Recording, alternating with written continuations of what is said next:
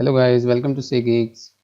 In today's Excel tutorial, we are going to learn that how you can get automatic border in MS Excel. If you have already not subscribed our channel, please like our videos and subscribe Computer Geeks. So first of all, we are going to Microsoft Excel. Suppose we have this table and we want to get auto border for this table. So select these columns which you want to get auto border. Then go to conditional formatting, then new rule.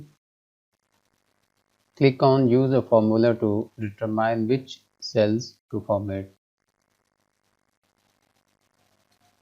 Then select formula bar and select the first cell which you want to apply conditional formatting for borders.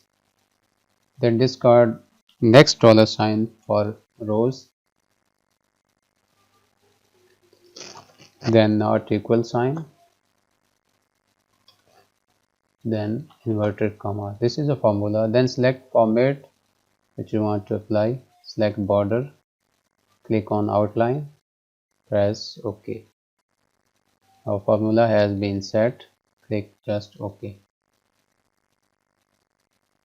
Like first border has already been selected, then just enter the data like serial number. Now you are seeing that automatic border has been applied. If you